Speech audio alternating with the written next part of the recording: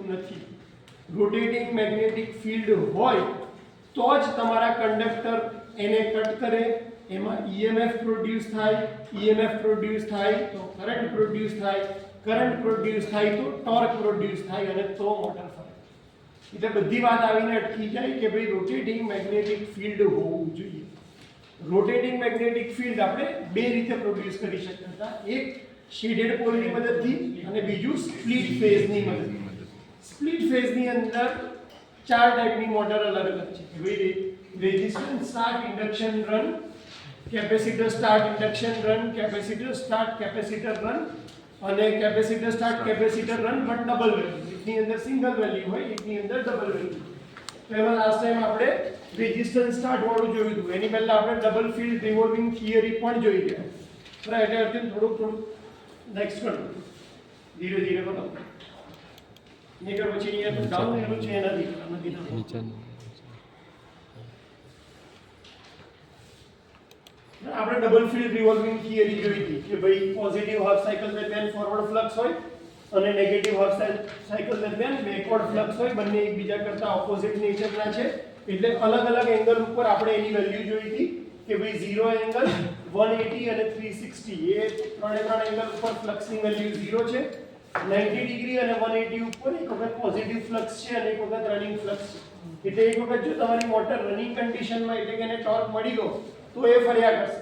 પણ પ્રોબ્લેમ શું છે કે સ્ટાર્ટિંગમાં એને ફ્લક્સ મળતો નથી. સ્ટાર્ટિંગમાં ફ્લક્સ નથી મળતો તો કોઈ EMF ઇન્ડ્યુસ નથી થતો અને એટલા માટે મોટર પોતે જાતે ફરી શકતી નથી અને એટલા માટે સિંગલ ફેઝ ઇન્ડક્શન મોટર એ સેલ્ફ સ્ટાર્ટિંગ મોટર નથી. બરાબર, એના પછી આપણે ડબલ ફિલ્ડ રિવોલ્વિંગનું પ્રૂફ જોયું હતું.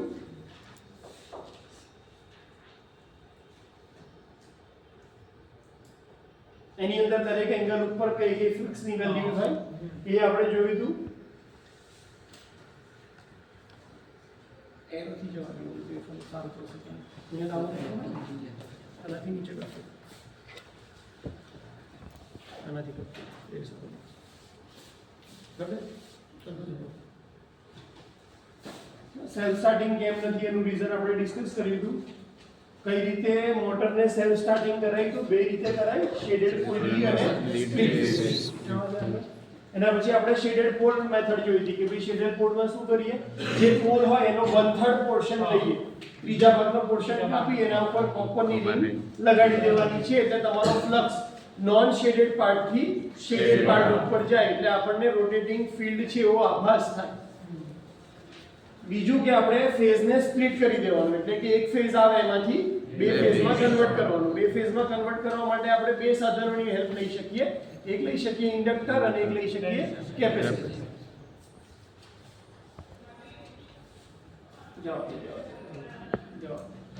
એના પછી આપણે આ શેડેડ પોલ વાળી આખી મોટરનું કન્સ્ટ્રક્શન જોયું હતું અને કીધું હતું કે ભાઈ બુકમાં આ ભૂલ છે.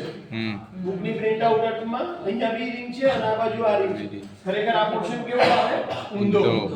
કારણ કે તમારો ફ્લક્સ નોન શેડેડ થી શેડેડ બાજુ જાય એટલે તમારું રોટર આમ ફરે. અત્યારે આમાં શું થશે, આ રોટર આમ ફરશે, આ બાજુનું રોટર આમ ફરશે એટલે બંને ભેગું થઈને રોટર બેન્ડ થઈ ગયું. તો આ તમારી ફિગર એક્ઝામમાં ડ્રો કરો તો ચાલે નહીં, ભલે તમે બધું જ સાચું લખ્યું હોય પણ ખાલી આટલી ભૂલ કરી એટલે એ ચોકડી વાગીને 0 જ માર્ક આવી. એટલે હું પ્રિફર કરતા હોય તો આ ધ્યાન રાખજો કે આ પોર્શન ખાલી ઉલટો ડ્રો કરવાનું છે. શેડેડ રિંગ આ બાજુ આવી જશે, આ નાનો પોર્શન આ બાજુ, મોટો પોર્શન આ બાજુ. એટલે તમારો ફ્લક્સ આમથી આમ રોટેટ થાય, આમાં આમથી આમ રોટેટ થાય અને રોટર તમારું ફરવા લાગે. આ એક ડિસ્કશન આપણે ઓલરેડી કર્યું. જો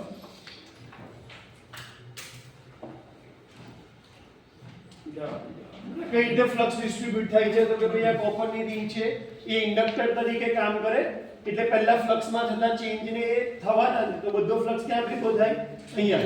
ધીરે ધીરે એલાઉ કરે એટલે આખો ફ્લક્સ ડિસ્ટ્રીબ્યુટ થયો અને પછી પોતાનામાંથી બધો કરંટ પસાર થઈ જવાનો એટલે અહીંયા તમારો ફ્લક્સ ભેગો થઈ ગયો. એટલે પહેલા ફ્લક્સ અહીંયા થયો, પછી અહીંયા અને પછી આ બાજુ. તો આ રીતે તમે રોટેટિંગ મેગ્નેટિક ફ્લક્સ બનાવ્યો અને તમારા રોટરને ફરાવો.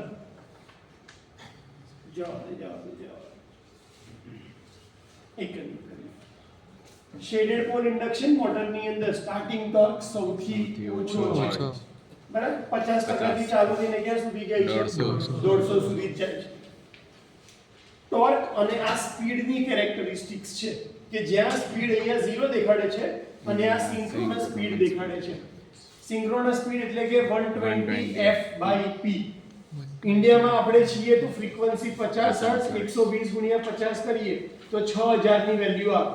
હવે તમે બે પોલનું મશીન રાખ્યું હોય તો 6000 ભાગ્યા 2 એટલે કે 3000 ની સ્પીડ ઉપર ફરે. ચાર પોલ રાખ્યા હોય તો 6000 ભાગ્યા 4 તો 1500 rpm ઉપર ફરે. તો એને કહેવાય એની સિંક્રોનસ સ્પીડ. પણ મોટર કોઈ દિવસ સિંક્રોનસ સ્પીડ ઉપર ફરશે નહીં. જો તમે ત્યાં લઈ જશો તો શું થઈ જશે, એની આ મોટર બંધ થઈ જશે. કેમ? કારણ કે હવે તમારા કંડક્ટર પણ સિંક્રોનસ સ્પીડ ઉપર ફરતા હતા અને તમારું મેગ્નેટિક ફિલ્ડ પણ સિંક્રોનસ સ્પીડ ઉપર ફરે છે. તો બંને વચ્ચે કોઈ પણ જાતનો કોન્ટેક્ટ થશે નહીં. એટલા માટે કોઈ દિવસ ઇન્ડક્શન મોટર સિંક્રોનસ સ્પીડ ઉપર ફરી શકે નહીં. એટલે જો તમે એ સ્પીડ દેખાડતા હોય તો છેલ્લે તમારી સ્પીડ કેટલી થઈ જશે? 0 થઈ જશે. ટોર્કની કેરેક્ટરિસ્ટિક્સ આ યાદ રાખી લેજો. જેને ટેકનિકલ ના ખબર પડતી હોય કે આ ટોર્ક વધે છે તો સિમ્પલ ધાર્મિક થઈ જાઓ કે મેં પર્વત ચડવાની શરૂઆત કરી, અહીંયા આવીને થાકી ગયો એટલે રેસ્ટ લીધો, પાછો પર્વત ચડ્યો અને પછી શું કર્યો? ઉતરી ગયો. સૌથી લોએસ્ટ ટોર્ક શેમાં છે? તો કે શેડેડ પોલ ઇન્ડક્શન મોટરમાં છે. 50 થી કેટલે સુધી જવાનું છે? 150% સુધીનો તમને ટોર્ક મળે, જે ઇન્ડક્શન મોટરની અંદર સૌથી ઓછો છે. અને એટલા માટે આની જે એપ્લિકેશન છે એ બહુ જ નાની ઇન્ડક્શન મોટર હોય, હેડ ડ્રાયર છે, રમકડાની મોટર છે, એ બધામાં આપણે શેનો યુઝ કરીએ છીએ? શેડેડ પોલનો યુઝ કરીએ છીએ. જાઓ કઈ કઈ જગ્યાએ યુઝ થાય છે? તો કે રમકડાની મોટરમાં, ટેપ રેકોર્ડરમાં, હેડ ડ્રાયરમાં, ફિલ્મ પ્રોજેક્ટર, નાના ફેન અને એડવર્ટાઇઝિંગ ડિસ્પ્લે. આની અંદર ધારો કે પર્ટિક્યુલર એપ્લિકેશન યાદ ના રહે તો વાંધો નથી. એક જ ટાઈપની મોટર અલગ અલગ નાની નાની એપ્લિકેશન માટે યુઝ થતી હોય છે. એટલે તમે કોઈ પણ નાની મોટર વાળી એપ્લિકેશન લખશો તો એ અંદર યુઝ કરી શકાય છે એવું મનાય. બરાબર. પછી બીજી આપણે કઈ જોઈ હતી? Resistance start induction run mode. એમાં આપણે શું ડિસ્કસ કર્યું હતું કે ભાઈ હંમેશા તમારે મેઇન વાઇન્ડિંગ ક્યાં ડ્રો કરવાની? Supply parallel. અને એનો નેચર કેવો હશે? તો કે એનું ઇન્ડક્ટન્સ વધારે અને રેઝિસ્ટન્સ કેવું રાખવાનું છે? ઓછો. જેથી કરીને તમારો જે મેઇન વાઇન્ડિંગ નો કરંટ છે એ ક્યાં આવશે? આવવો જોઈએ એક્ઝેક્ટ 90 ડિગ્રી પર. પણ એ ક્યારે આવે? જ્યારે ઇન્ડક્ટર પ્યોર ઇન્ડક્ટર હોત તો. પ્રેક્ટિકલી પ્યોર ઇન્ડક્ટર બનાવવું પોસિબલ નથી. તમે વાઇન્ડિંગ નો યુઝ કરો એટલે અંદર થોડોક રેઝિસ્ટન્સ હોય. એટલા માટે તમને અહીંયા પ્યોર 90 ડિગ્રી નહીં મળે, કરંટની વેલ્યુ થોડી ઓછી મળશે. પણ આ એકલો કરંટ છે તો અત્યારે સિસ્ટમ કઈ થઈ? સિંગલ ફેઝ છે. મારે તો બે ફેઝ સપ્લાય બનાવવો છે તો મારે શું કરવું પડે? આ જે સપ્લાય છે એને સ્પ્લિટ કરવો. તો સ્પ્લિટ કરવા માટે મેં શું કર્યું? અહીંયા એક બીજી વાઇન્ડિંગ નાખી દીધી અને એક શું એડ કરી દીધું? રેઝિસ્ટન્સ. આ વાઇન્ડિંગ આના કરતા એક્ઝેક્ટ ઓપોઝિટ નેચરની બનાવી કે આની અંદર ઇન્ડક્ટન્સ કેવો રાખ્યો? ઓછો. અને રેઝિસ્ટન્સ કેવો રાખ્યો? વધારે. પ્લસ બીજો એક રેઝિસ્ટન્સ એડ કર્યો છે તો ઓવરઓલ રેઝિસ્ટન્સ વધારે છે. અને રેઝિસ્ટન્સનો નેચર કેવો છે કે એમાં વોલ્ટેજ અને કરંટ બંને કેવી આવે? એક જ લાઈન. પણ અહીંયા આપણે એના કરતા થોડોક નીચે સ્ટાર્ટિંગ કરંટ ડ્રો કર્યું છે. કેમ? કારણ કે અહીંયા થોડોક ઇન્ડક્ટન્સ પણ પ્રેઝન્ટ છે. તો હવે તમારી પાસે સિસ્ટમમાં બે કરંટ થઈ ગયા. એક આવ્યો મેઇન વાઇન્ડિંગ નો કરંટ અને એક સ્ટાર્ટિંગ વાઇન્ડિંગ નો કરંટ. એટલે કે એક જ ફેઝમાંથી તમે ઇફેક્ટ કેવી ક્રિએટ કરી કે બે અલગ અલગ ફેઝ મળી રહ્યા છે એવી ઇફેક્ટ તમે ક્રિએટ કરી. અને એટલા માટે તમને રોટેટિંગ મેગ્નેટિક ફિલ્ડ મળશે. તો જો તમે ખાલી આ જ મેઇન વાઇન્ડિંગ, આની પહેલા પણ આપણે વાત કરી હતી, આ મેઇન વાઇન્ડિંગ છે એવું જ મેઇન વાઇન્ડિંગ અહીંયા બનાવો તો એનો કોઈ મતલબ રહેતો નથી. કારણ કે બંને કરંટ કઈ ડાયરેક્શનમાં આવી જશે? આ ડાયરેક્શનમાં આવશે. તો પછી પાછી સિસ્ટમ કેવી થઈ જશે? Single phase. એક વસ્તુ ધ્યાનથી સમજો કે તમે આને પેરેલલમાં જોડીને ટુ ફેઝ કરતા નથી. હું કોઈ વસ્તુને પેરેલલમાં જોડી દઉં છું એટલા માટે બે ફેઝ થયા એવું નથી. અહીંયા પણ રેઝિસ્ટન્સ રાખો અને અહીંયા પણ રેઝિસ્ટન્સ રાખો તો સિસ્ટમ તો કઈ રહેશે? Single phase. કેમ? કારણ કે બંનેમાં કરંટનો નેચર ક્યાં આવવાનો છે? સરખો જ આવવાનો. તો બે કરંટ આ ડાયરેક્શનમાં હશે તો તમે ફેઝને સ્પ્લિટ કરતા નથી. ફેઝને તમારે સ્પ્લિટ કરવો હોય તો તમારે બે અલગ અલગ એલિમેન્ટ લેવા પડે. એટલે કે રેઝિસ્ટન્સ લો તો ઇન્ડક્ટર લેવો પડે, અથવા ઇન્ડક્ટરને કેપેસિટર લેવો પડે, અથવા તો કેપેસિટરને રેઝિસ્ટન્સ લો તો ચાલે. જનરલી રેઝિસ્ટન્સ આપણે એટલા માટે ઓછો પ્રિફર કરીએ કે ભાઈ સિસ્ટમ જ્યારે ચાલુ હોય તો એની અંદર I²R એટલે કે તમારા પાવર લોસ એની અંદર થઈ જાય અને પાવર લોસ થાય તો એફિશિયન્સી સિસ્ટમની કેવી થઈ જાય ઓછી એટલે બને ત્યાં સુધી મોટર વાળા જે પાર્ટ હોય એની અંદર આપણે હાઈ રેઝિસ્ટન્સ વાળા એલિમેન્ટ કેવા કરીએ છીએ નિગ્લેક્ટ કરીએ છીએ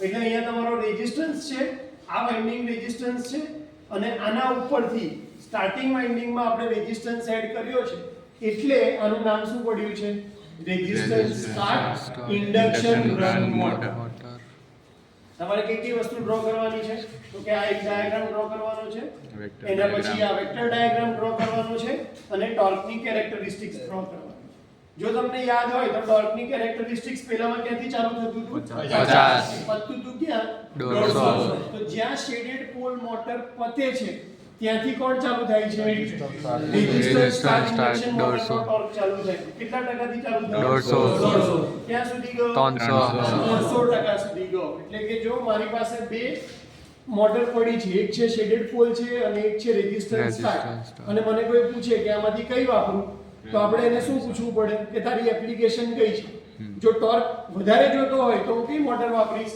રેઝિસ્ટન્સ ટોર્ક મારે ઓછો જોતો હશે તો હું કઈ મોટર વાપરીશ શેડેડ પોલ ઇન્ડક્શન મોટર બંનેની અંદર ડિફરન્સ બધામાં 150% નો જશે એટલે અહીંયા 150 થી આપણે ચાલુ કરી ક્યાં સુધી ગયા 300 અને જો સિંક્રોનસ સ્પીડ ઉપર રન કરું તે 0 શું થઈ જશે 0 થઈ જશે એટલે જેમ જેમ તમે સિંક્રોનસ સ્પીડની નજીક જતા જશો એમ તમારી સ્પીડ કેવી ઓછી થવા લાગશે ઘટવા લાગશે બરાબર તે ત્રણ ડાયાગ્રામ તમારે ડ્રો કરવાના હોય સેન્ટ્રીફ્યુગલ સ્વિચ વાળું લખી દેવાનું હોય કે ભાઈ 70% સ્પીડ અચીવ કરે ત્યારે સેન્ટ્રીફ્યુગલ સ્વિચની મદદથી આપણે સ્ટાર્ટિંગ વાઇન્ડિંગ કેવી કરી દઈએ છીએ ઓપન બીજું એક વાક્ય હંમેશા લખવાનું કે મેઇન વાઇન્ડિંગમાં શું વધારે હોય છે ઇન્ડક્ટન્સ વધારે રેઝિસ્ટન્સ ઓછો સ્ટાર્ટિંગ વાઇન્ડિંગ ની અંદર શું હોય છે રેઝિસ્ટન્સ વધારે ઇન્ડક્ટન્સ ઓછો કેમ જેથી કરીને આપણે ફેઝ ને શું કરી શકીએ સ્પ્લિટ કરી શકીએ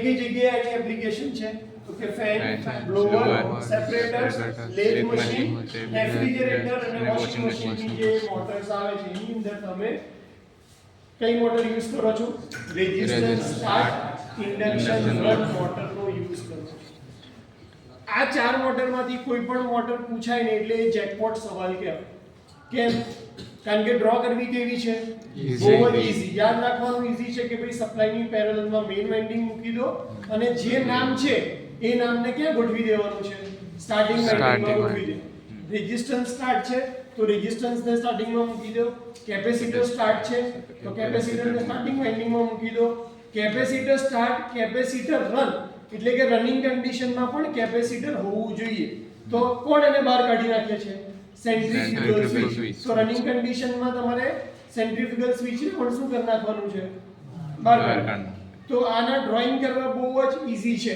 બધાની અંદર ખાલી વેવફોર્મ ડ્રો કરવાના છે એમાં મેઇન વાઇન્ડિંગ નું તો ક્યાં આવશે નીચે ખાલી સ્ટાર્ટિંગ વાઇન્ડિંગ નું ચેન્જ કરે રેઝિસ્ટન્સ હશે તો વોલ્ટેજ કરતા નીચે કેપેસિટર પિક્ચરમાં આવશે ત્યારે શું થશે એ ઉપર શિફ્ટ થઈ જશે કેમ કારણ કે કેપેસિટરનો નેચર પ્રમાણે વોલ્ટેજ કરતા કરંટ એમાં શું કરતો હોય લીડ કરતો હોય તો તમને આટલા ખાલી બેઝિક ખબર હોય તો આ ત્રણ વસ્તુઓ ડ્રો કરવી અને સમજાવવી તમારા માટે બહુ ઈઝી થઈ ત્રીજી મોટર કઈ હતી કેપેસિટર સ્ટાર્ટ અને બીજી capacitor start induction run induction run કરી છે એનો મતલબ કે કેપેસિટર સ્ટાર્ટિંગમાં યુઝ કરવાનું છે રનિંગમાં કરવાનું નથી એટલે અહીંયા શું હશે સેન્ટ્રીફ્યુગલ સ્વિચ કેપેસિટર સ્ટાર્ટ છે તો સ્ટાર્ટિંગ વાઇન્ડિંગમાં શું ગોઠવી દેશું કેપેસિટર સપ્લાયની પેરેલલમાં મેઇન વાઇન્ડિંગ છે બધાની અંદર તમે જ્યારે વાંચશો તો તમને આ જ વસ્તુ દેખાશે કે મેઇન વાઇન્ડિંગમાં શું વધારે હશે ઇન્ડક્ટન્સ વધારે અને રેઝિસ્ટન્સ કેવો ઓછો અને સ્ટાર્ટિંગ વાઇન્ડિંગમાં શું હશે રેઝિસ્ટન્સ ઓછો અને રેઝિસ્ટન્સ વધારે જેથી કરીને તમે એને સ્પ્લિટ કરી શકો એના કરતા બી ઉપર લઈ જવું છે તો શું એડ કરી દીધું છે કેપેસિટર એકલી આ વાઇન્ડિંગ હોત તો તમારો કરંટ અહીંયા ક્યાંક આવે હવે તમે શું એડ કર્યું છે કેપેસિટર એટલે શું થઈ ગયું લીડ કરીને સ્ટાર્ટિંગનો કરંટ ક્યાં આવી ગયો વોલ્ટેજ કરતા વધારે હજી બી કોઈને ડાઉટ હોય તો હું એટલું કહી દઉં કે વેક્ટર ડાયાગ્રામ કઈ રીતે ફરતો હોય છે એન્ટી ક્લોકવાઇઝ એ રીતે હું આગળ કહું છું બાકી જો તમે દિમાગમાં પેલું ક્લોકવાઇઝ ફરીને બેઠા હોય તો તમને શું લાગશે કે સર આ પાછળ છે અને આ કેવો છે આગળ છે, પણ વેક્ટરનું રિપ્રેઝન્ટેશન થાય ત્યારે એની પહેલી કન્ડિશન છે કે આપણે વેક્ટરને કઈ રીતે ધારીએ છીએ કે બંને કેવા ફરી રહ્યા છે એન્ટી-ક્લોકવાઇઝ ફરી રહ્યા છે.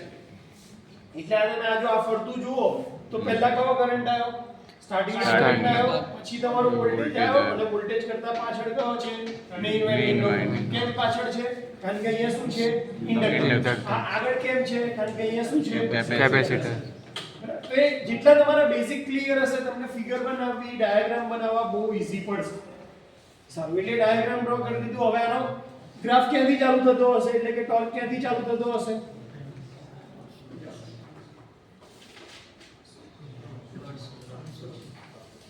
એક ચેન થવો છે એટલે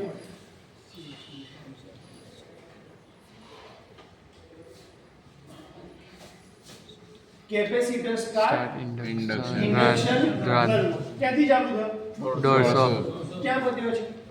315 બીજી અને ત્રીજી મોટર છે આપણી કઈ બીજી કઈ રેઝિસ્ટન્સ સ્ટાર્ટ ઇન્ડક્શન અને કેપેસિટર સ્ટાર્ટ ઇન્ડક્શન રન. બંનેના ટોર્કમાં બહુ ફરક પડતો નથી. એકમાં તમે કયો એલિમેન્ટ યુઝ કર્યો તો રેઝિસ્ટન્સ, બીજામાં રેઝિસ્ટન્સ કાઢીને શું મૂક્યું છે કેપેસિટર. બંનેની કેરેક્ટરિસ્ટિક્સ કેવી આવે છે ઓલમોસ્ટ સેમ.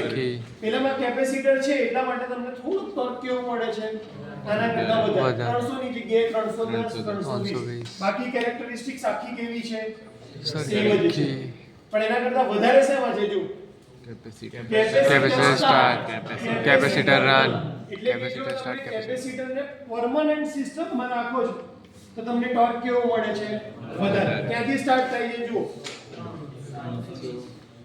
320 નો સ્ટાર્ટિંગ ટોર્ક એટલે કે નોર્મલ જેટલું વજન થઈ શકે એના કરતા કેટલું ઉઠાવશે 3 ગણું વધારે.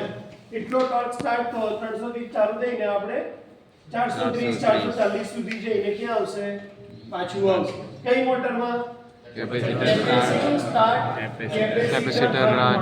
શું ફરક હશે પેલી મોટર કરતા ફરક શું હશે આ મોટરમાં? વધારે બંનેના ડાયાગ્રામમાં શું ફરક હશે? એક જ જણ બોલો હાથ ઊંચો કરીને. કેપેસિટર સ્ટાર્ટ ઇન્ડક્શન રન અને કેપેસિટર સ્ટાર્ટ કેપેસિટર રન આ બંનેના ડાયાગ્રામમાં શું ફરક હશે?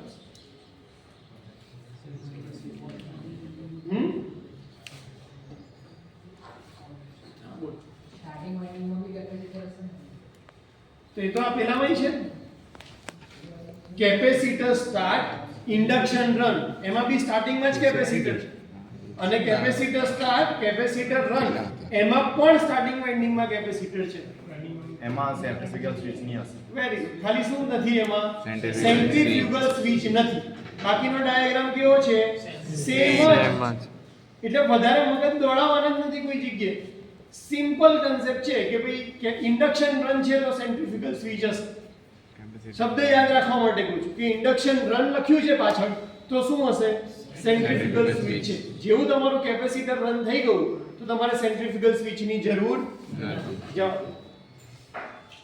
Capacitor start capacitor run motor આવી જોયું. Same diagram main winding starting winding capacitor માં પણ હતો પણ એમાં શું હતું અહીંયા સેન્ટ્રીફ્યુગલ સ્વિચ. આજે આપણે ડાયાગ્રામ ડ્રો કરીએ છીએ એ સ્ટાર્ટિંગ માટે ડ્રો કરીએ છીએ તો આ ડાયાગ્રામમાં ને પેલા ડાયાગ્રામમાં કોઈ ફરક હશે? ના. સેન્ટ્રીફ્યુગલ સ્વિચ થી વેક્ટર ડાયાગ્રામમાં કોઈ ફરક પડે નહીં. એટલે સારું શું છે કે કેપેસિટર સ્ટાર્ટ ઇન્ડક્શન રન અને કેપેસિટર સ્ટાર્ટ કેપેસિટર રન એ બંનેના વેક્ટર ડાયાગ્રામ કેવા છે સેમ. કોઈ ચેન્જ જ નથી. ખાલી એક જ કાઢી નાખવાનું. શું કાઢી નાખવાનું? Centrifugal switch. અને ટોર્ક કેવો થઈ જશે કારણ કે કેપેસિટર તમારું પરમાનન્ટ પિક્ચરમાં આવી ગયું તો ટોર્ક તમને કેવો મળશે વધારે. સીધો 310 થી ચાલુ થયો અને તમને 420 430 મળશે.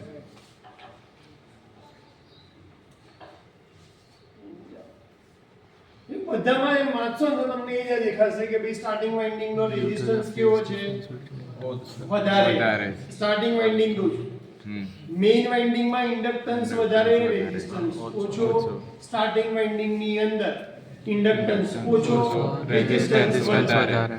મેઇન વાઇન્ડિંગ એટલું જ યાદ રાખો, એમાં જે લખ્યું હોય ને એના કરતાં ઊંધું કરીને સ્ટાર્ટિંગ વાઇન્ડિંગનું લખી દો. ધારો કે યાદ ના રહે તો ખાલી કોને યાદ રાખો? Main Main winding. wind. કે ભાઈ એ તો ઇન્ડક્ટિવ નેચરનો હોવો જ જોઈએ.